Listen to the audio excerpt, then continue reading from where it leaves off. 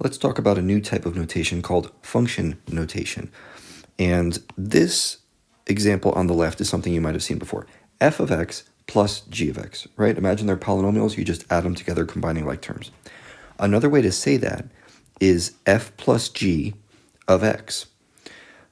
There's reasons why we might prefer one notation over another, but for now, let's just get practice at seeing the similarities between these guys and knowing which one is talking about which. So I just gave you an example of b, right? You can see the addition sign. That's probably a giveaway. Now with multiplication, you would say, okay, f times g. I'm looking at like this guy right now. F times g. Well, that's f times g of x. So, okay, that's c right there.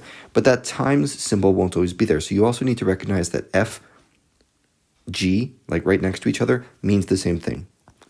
Okay, just f written next to g. It's implied that they're multiplied. Now, what might be new is this other one right here where I say f of g of x. Okay, this guy. Look, g is now in a parentheses. That implies that we're taking g and replacing any x's in the equation with a whole nother equation. It's sticking an equation inside another. And this is called composition. We're going to talk a lot about composition of functions in this unit. But this is what I mean when I say f of g of x. Okay, that's what that little circle symbol means there. And another way of writing that is this way.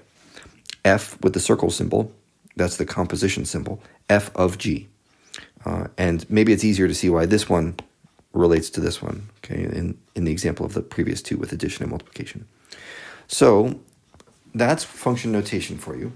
Anytime you see f and g in parentheses with the of x part coming later, that's just a shorthand way of saying that we're doing function algebra or composition. So let's do an example. I have a few examples here. We're going to do a subtraction one, a multiplication one, and then a composition one right here.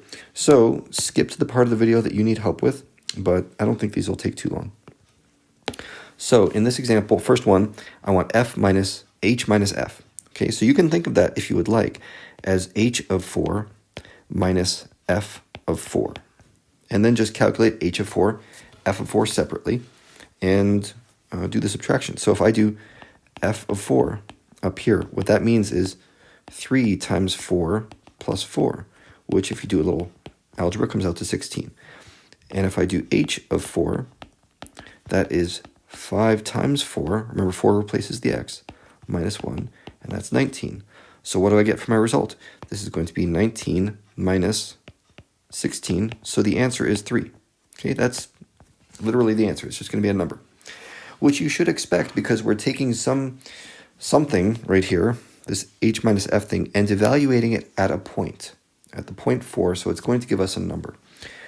Now, there's another way to do this, which is the following. I could have said, hey, wait a minute, let's just figure out what h minus f of x is, and then put in 4 in place of x. So you see what h and f are above.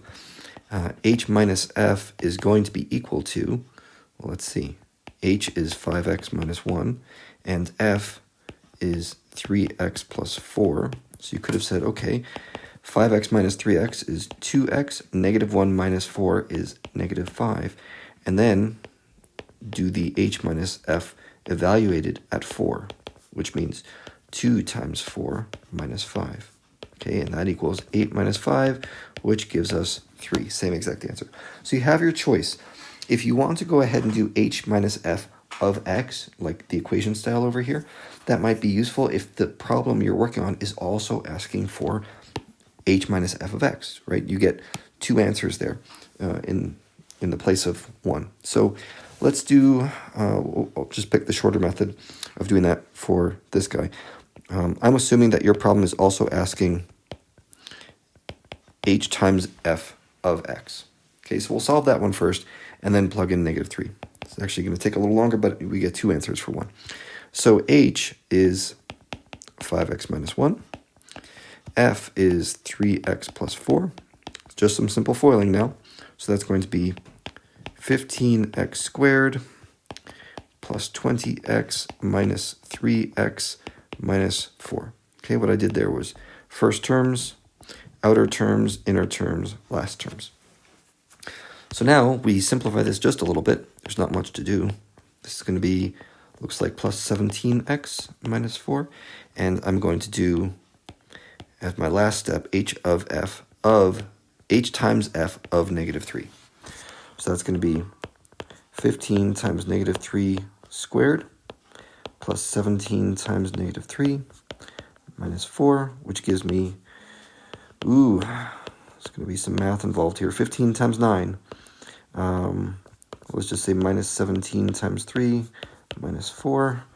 15 times 9. Okay, 135. 135 minus 17 times 3, that's going to be 30. Wish I had my calculator. There we go. So 135 minus 55 looks like, I don't know, 80. Okay, double check my arithmetic there, but I think that's how we're going to get it. Now you could have, as an alternative, done this. You could have done f of negative 3, calculate what that number is, and then multiply it by h of negative 3. That would have worked fine, and maybe that would have been quicker, but you wouldn't know what f times h of x is. So we got kind of 2 for 1. Okay, last one. This is more of a composition. And in this example, you should read this as h compose f of 3. Okay, that's really what's being asked here.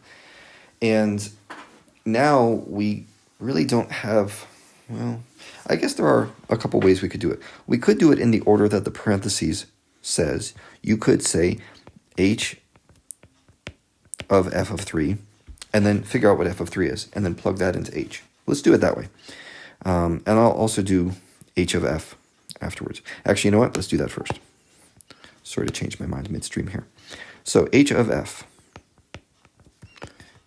of x equals, I write my h equation because that's on the left, the outside one. 5 times something minus 1. Now what goes in there is f. Okay, that's 3x plus 4. So this becomes 15x plus 20 minus 1, so that's going to be plus 19. Okay, that's h of f of x. And now if I want to say h of f of 3, that's going to be, 15 times 3 plus 19, which equals 45 plus 19, 65, 64, I think. So we get 64. Now, the other way of doing this would have been to say, first, let's calculate, okay, so I'm going to switch colors here, new way, h of f of 3, and just go by order of parentheses, okay? So f of 3 is what? Well, that's going to be 3, and in place of x, I put 3 plus 4. So that's 3 times 3 is 9, plus 4 is 13, okay? So now I take that 13 value and I plug it into h. So I'm evaluating h of 13.